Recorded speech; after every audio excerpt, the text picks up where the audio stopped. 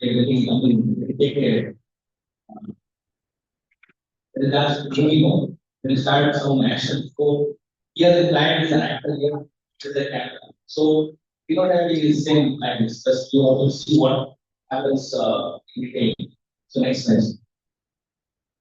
Can I control? Yes. So next.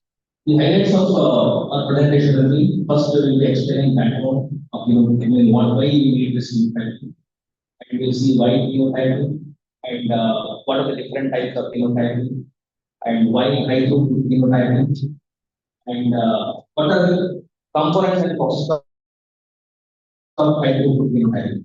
Because these are the core, right? So these are the components and process. And last we'll see what are the technologies available in the market. Yeah. So this picture, I think everybody has found this picture and from my childhood and everybody will tell a story. Everybody has a story for this picture. So the purpose of this picture is who can tell this? I mean, what are the story meant? Why this relevant? I want to interactive kind of a thing. Otherwise, it will be boring for you also, right? As many of them become BSc relevant. So what is the use of it? Why people are showing these pictures? Especially this one. Here the crowd is satisfying this thirst by putting there is a small amount of water and it is putting stones and hitting the water resistance, right? So this is a picture which I want to use for my talk lecture. Okay, next slide. Hello, thanks. Yeah. So here the reason I put this and topic was evolution, right? We all have evolution. For every evolution in invention, there is necessity. If there is a no necessity, then there will be no invention and evolution. The main thing is necessity. If there is no necessity for it, you won't do next things. You won't imagine, you won't dream. So necessity is very important. So here the cow has his thirsty. Right? So because of that reason, it has evolved toward the process. Next. So similarly, the evolution of agriculture happened. So from 9000 BC, it started from people agriculture. From hunter gatherers. Earlier, when things were hunter and gatherers, right? We would have studied the evolution of agriculture. So they want to settle in some place. So how can they do that? So they need to go for agriculture. So that's the reason all this and everything came because of agriculture. Otherwise, we have dispersed all our across the place. So they are settled because of agriculture. So started from the king's. So later it has evolved. Till now, the oxygen flow is still not running rural areas, you can see that. And recently, as the time evolved, 18th century, 19th century, we have seen different type of mechanization and other processes in agriculture as well. So similarly, labor intensity of agriculture it has reduced to digital agriculture, right? So nowadays you can see labors are, because of mechanization, labors are needed very less. So this is the evolution. So as we see, presently, what are the challenges for the agriculture, especially India? Especially India is like tropical region. So the main thing is population. Population is increasing, right? You can see already India has crossed China in terms of population. So another challenge is land holdings are decreasing, as we were discussing with these.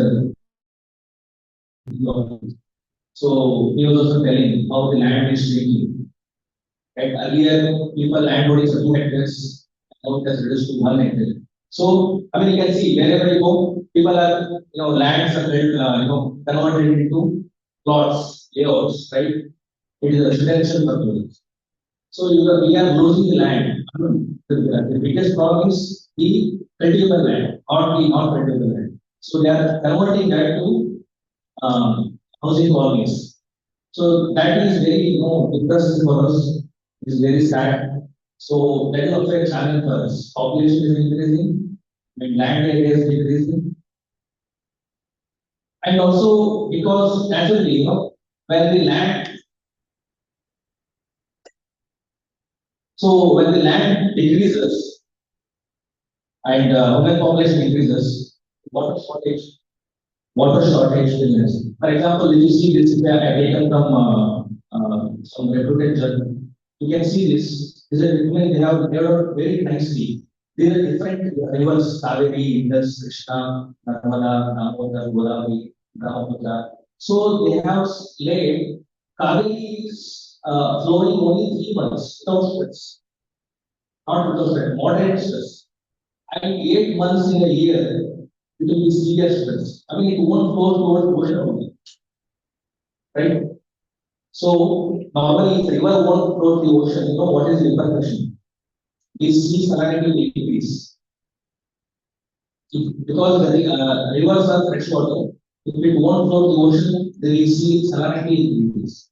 So because of that, Kaveri, I mean, the Kaveri has 8 months to use and in contrast, Brahmaputra is still it is on the continuous disposal to ocean for all across the 12 months. So naturally, this whatever this is the same thing. So across the years, the per capita whatever it is. So agriculture science has been exceptional. I'm not telling that as a science I'm telling. It has been exceptional. For example, from sustainable farming, what is sustainable farming? It is different from sustainable farming.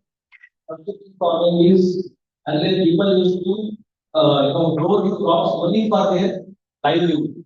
They don't want any income from this subsistence farming. It has changed from this to green revolution. Okay. To thanks readers for this. They have, I mean, they have done exceptionally well choosing varieties, training varieties, and crop response to fertilizers. So they have done exceptionally well by in the yield and performance. So by this, no doubt yields have typically improved. As Gary says that 1% has improved, but still enough job is to be done. That is 2% should be to increase because to feed growing population.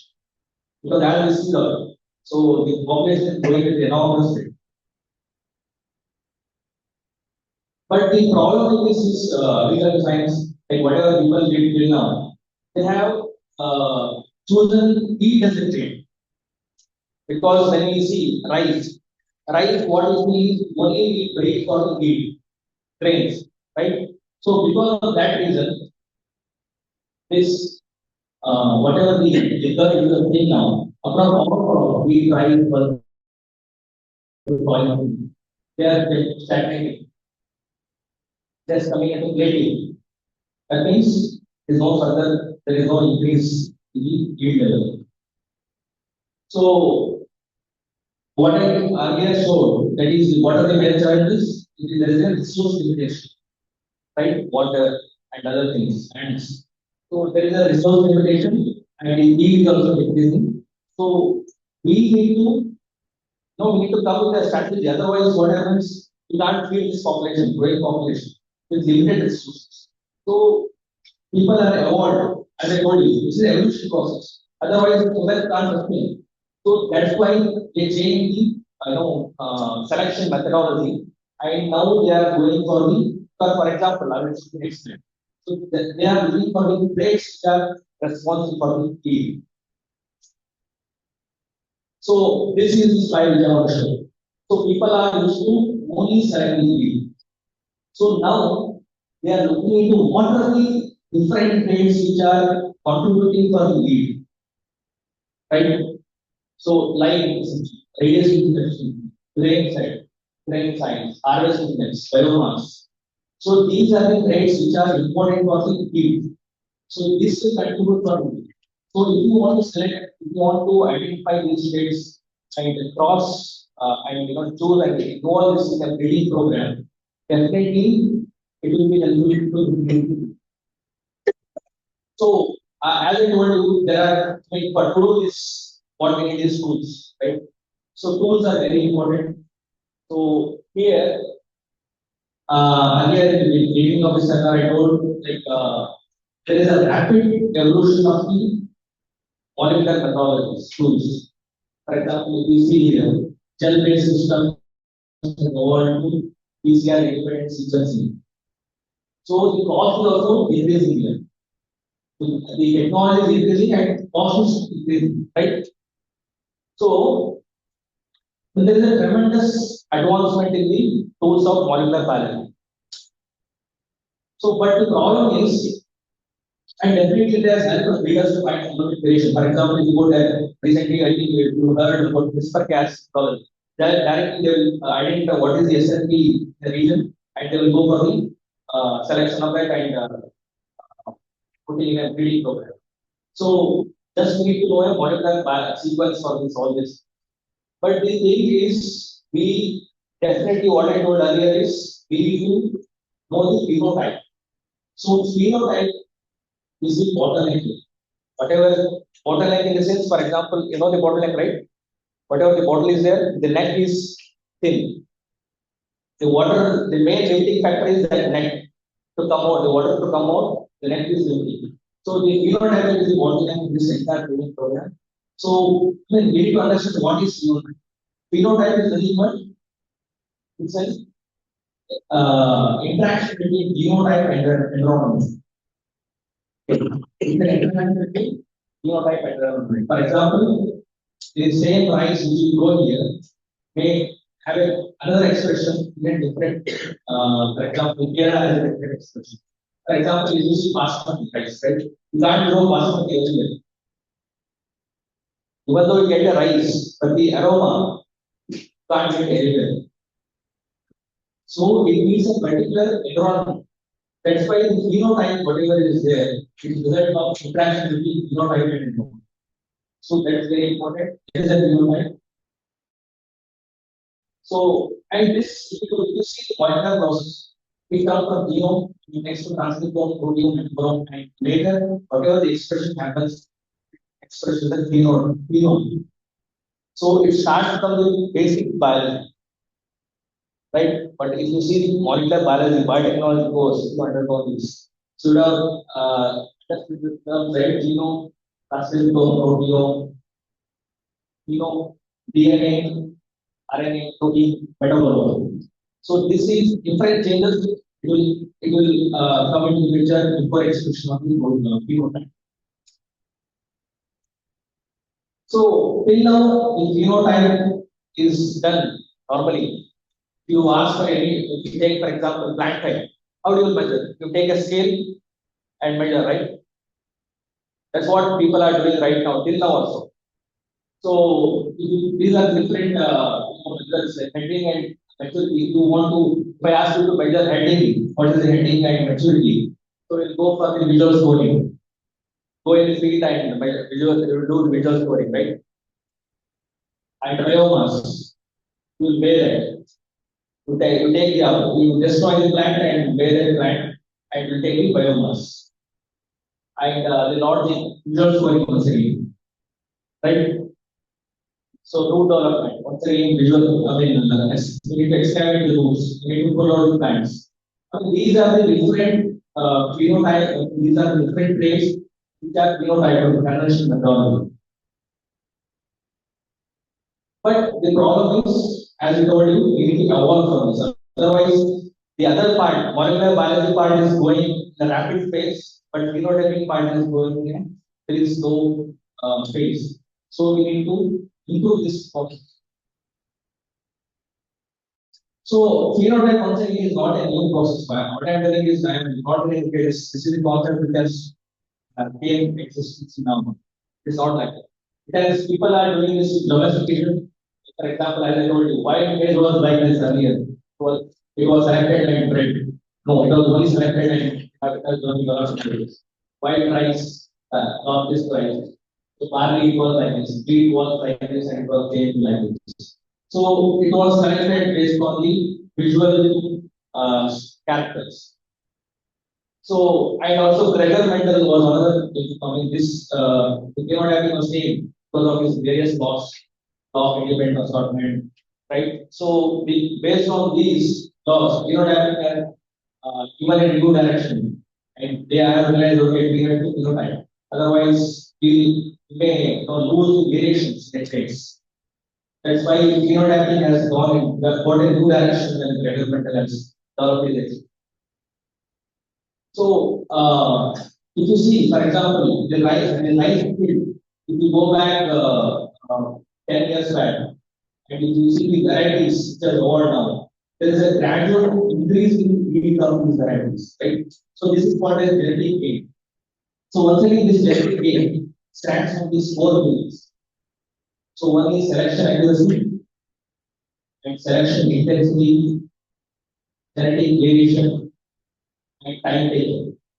So this is genetic gain. Genetic gain is it depends on these accuracy, intensity, variation, and time taken.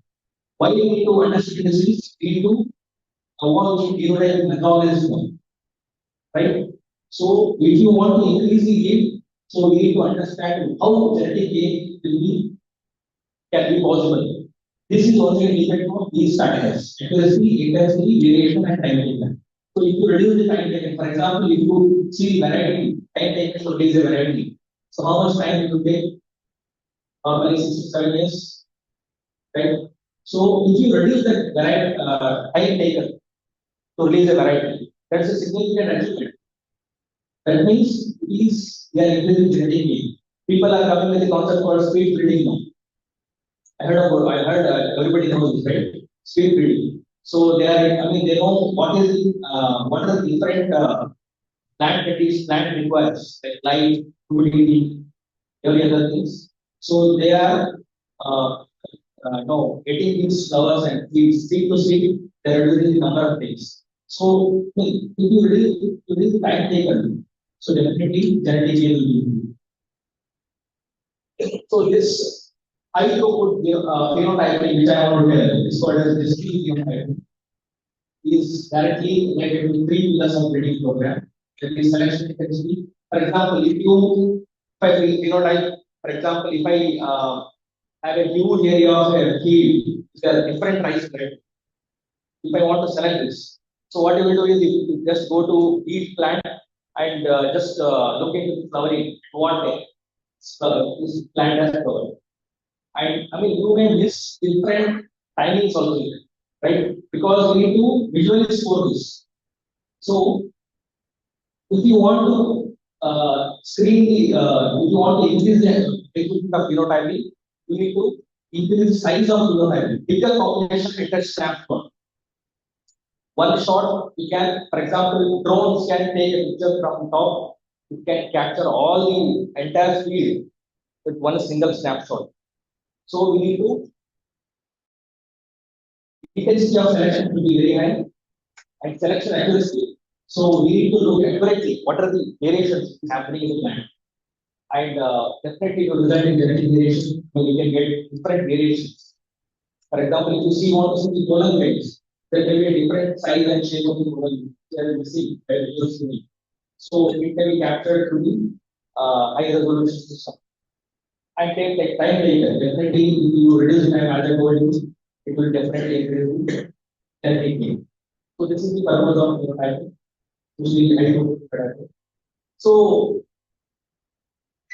this is how it looks like. For example, with high throughput phenotyping, you can capture all the stages with the system, the high systems. So, for example, if you want to capture, this is also called as growth rates.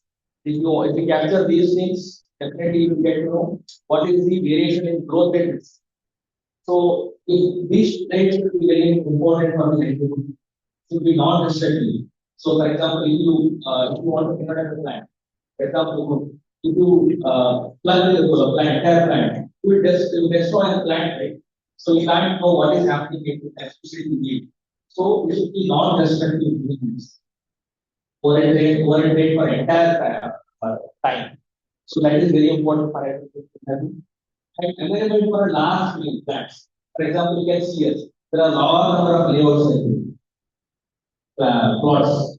So this is taken from the so where they will grow entire different varieties and hybrids, rice varieties. That's the time. We need to, if you want to capture the phenotype of this, you can't go usually observation. We need lot of labors and so people also, for example, I can my movement decrease for after 2 hours in the field, right? So I may put some wrong score. So, but it should not happen like that. So you should capture regardless of your whatever it is, like moods and all. So it needs to capture the variation in a single snapshot, a particular part of time. So plant has various, for example, in the morning it can flower, in the afternoon some plants flower in the afternoon. So we need to capture all these states in a single snapshot.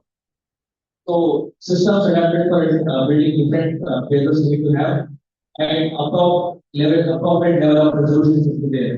We want to capture these states at a particular point of time. And definitely it should be a low cost. And this is where we are coming into the high throughput phenotyping. So high throughput phenotyping, people are coming with this new technology, and various academic institutes globally are behind this. People are IPA, for example, in Germany. ICR is coming, for example, you write to IRI. What has seen the phenotypic center? Anybody visited IRI? So we have seen different. I will show a video here where we have a kind of facility where it will be phenotyping plants in a modular condition. And this is the industry which are having the training. And this is coordinating organizations like this is the International Phenotyping Plant Network. So current phenotyping status of phenotyping institutes, people are coming with various, for example, US is leading this technology. The papers are also coming up published in their category, and there are different facilities that are published now. And if you come, as I told you, go into deeper process what is happening. So if you go to the right source phenotyping, there are two. One is client to sensor, the other is sensor to client. So this is how the plant moves towards sensor here.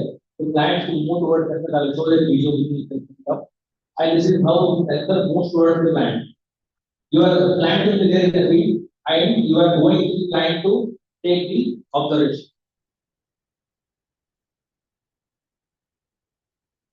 Can you run this?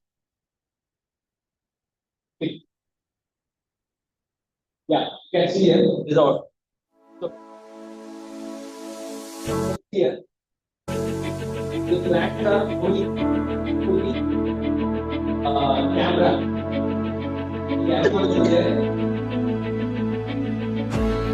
This is our studio. So plants are growing at one. So, for example, if you want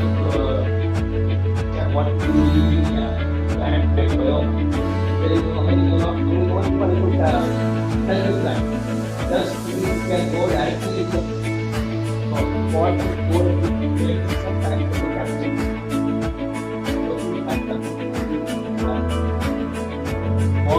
All the structures are captured.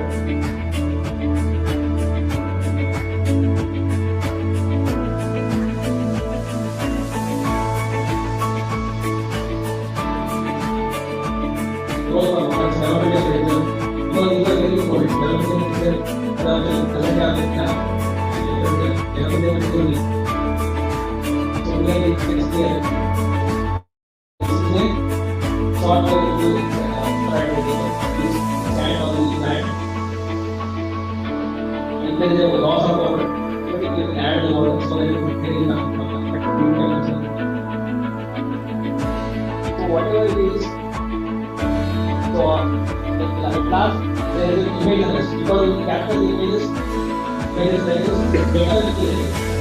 So the entire complexity is in form of screen. You can see the number of users, the factors, what is the temperature of the land.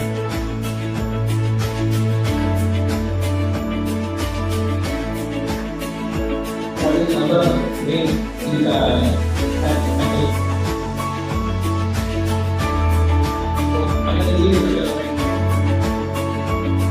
so that what you need these things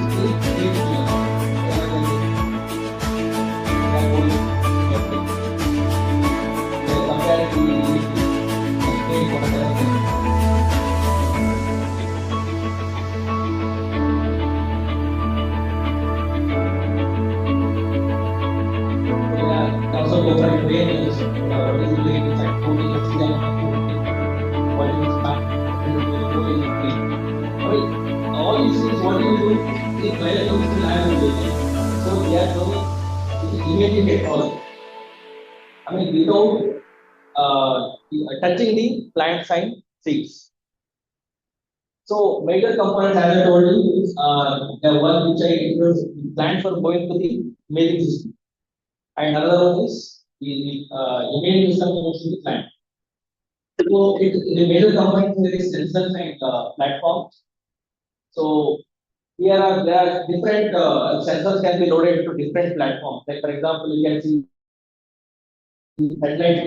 Nowadays you see you can satellites to capture the image of entire field, right? So it can be captured to satellites and drones. Drones can be used for the capturing of this data. And this is the you are using to feed in the platforms which are available. So sensors are two types. How sensors will work? So sensors will only normally what happens is the plant will reflect the radiation comes like this, and it will reflect the whatever the reflected light from the and whatever the organism want to return. So that will be gone to the sensors and it will capture the amount of radiation reflected. So these are active sensors and passive sensors.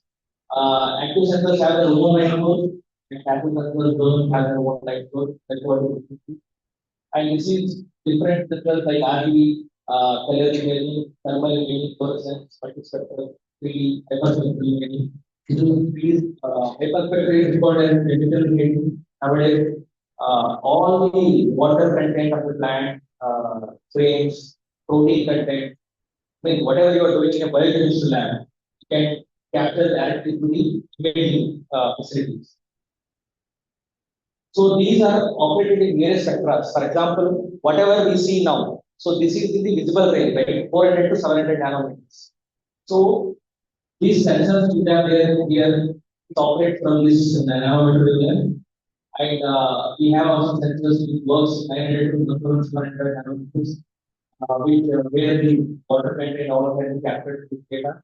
Hyperspectral has a long range, can capture sugar, nitrate, proteins, water content, aerobine, polyphenols, etc. Many biochemical components can be captured. And this temperature infrared radiation can be thermal infrared can be captured to identify what is the temperature of plant current. For example, in Corona, you can see people used to put all these cameras in a railway station and airports and all, right? So that will check the temperature of the human body. Same thing is power technology to capture the plant temperature. So how does this convert to biological information? So this, for example, if you see this plant, this is a physical plant, right? Plant, one is without stress and one is healthy plant. The stress plant is without having access to water. The non-stress plant is having access to water. So the sensor, what it will do is to capture this physical information, whatever is there, and convert to the biological information. So what happens? Information. There will be a high temperature from stress plant because of low root and low stomata contents. If there is low stomata content, no access to water, the stomata is closed. Right? Because of that, there is a stop in transpiration. For example, if you won't sweat, you sweat, right? So if you won't sweat, the temperature, why the sweating mechanism has evolved from humans means it needs to reduce the temperature. So the same way, the plants also evolved to stomata to transfer. So because of that, the plant temperature will decrease. And if there is a low temperature from non-stress plant, so you can see high root, there will be high root inside because you can access the root and there will be high stomata. So this is what happens. We have a system where if you want a proper phenotype, you need to have proper environmental conditions. So we need to expose that to environment. For example, if you water a plant in a proper morning, what happens here is in 6 a.m. it will be 98% vitamin. So in the 11 a.m. it will be 93% vitamin. In 3 a.m. it will be 85%. And finally at something like 6 p.m. once again it drops to 78%. So you will phenotype at different stages across the day. That means you are wrongly phenotyping. You still think that plant is not under stress and you phenotype entirely, right? So you phenotype in the morning you add water and you phenotype entirely. So this is what happens in the plant. So if you are not monitored properly. So other system, this is why I mean this. So this is our system where we will maintain the water perfectly 98% field capacity. As if the water drops to 2% field capacity, it will add water and it will maintain 98% field capacity. That means control it. It won't allow the plants to enter such.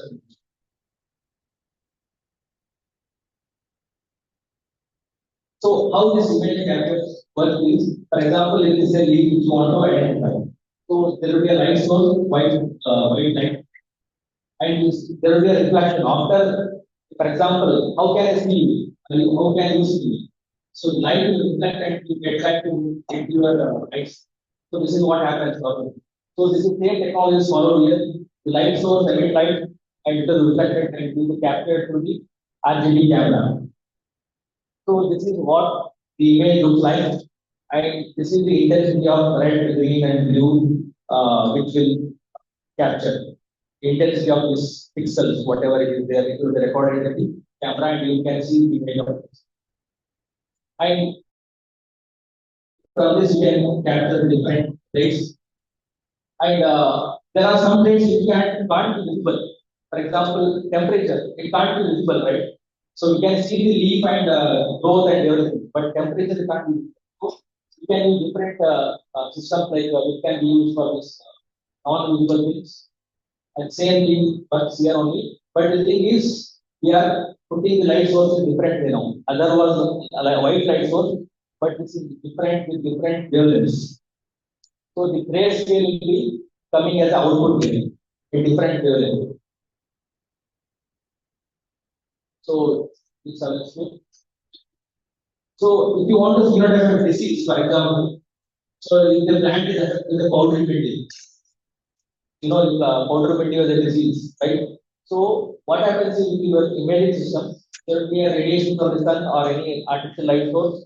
So definitely there will be a reflection and absorption. So that helps, for example, if it is a healthy plant, this is a signature of a healthy plant, reflection pattern. And if it is a disease pattern, so this is the reflection, data obtained from this. And if it is a terrestrial plant, this is the data.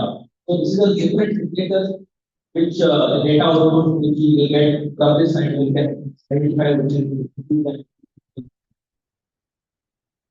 So after capturing the data, imaging process.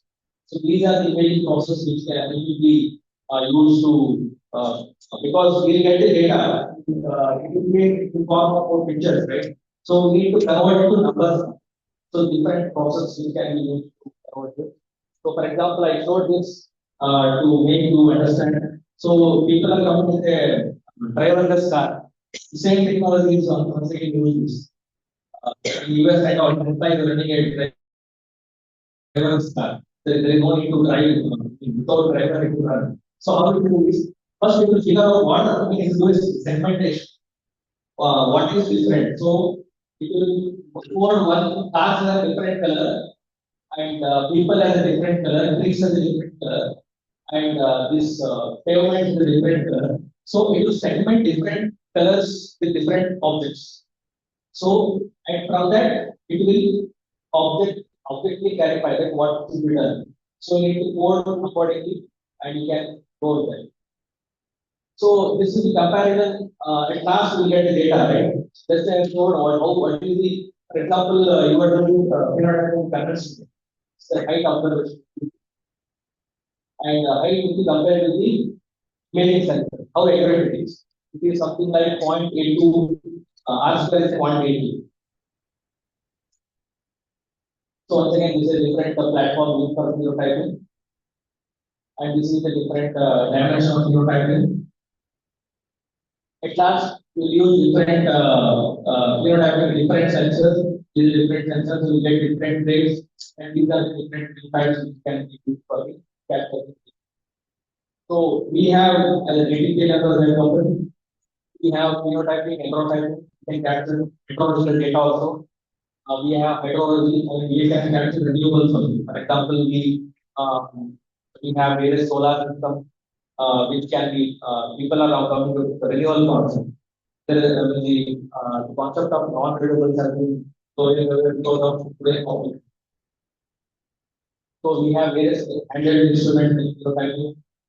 This is for photosynthesis system, and this is a photometer, peak parameter, fluorescence, and this is the environmental tools.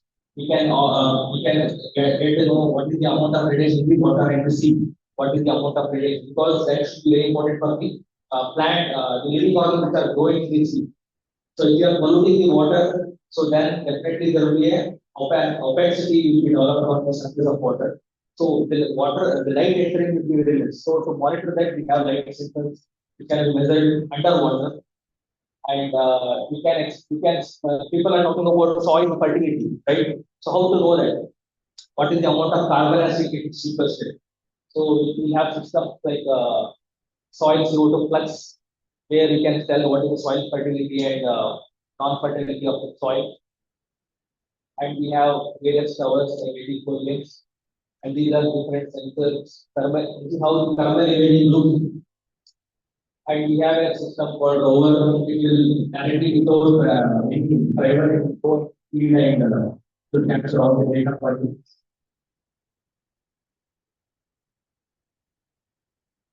So if you want to measure a single plant, you can capture the data for this boxes. So at last, I want to say this from the plant. For example, this is a plant which can be captured in scale here. Now, we can capture the same plant with the drones and sensors and without touching the plant. Okay. This is how we can avoid phenotyping as a word compared to the molecular biology. Thank you. If you have any questions, please.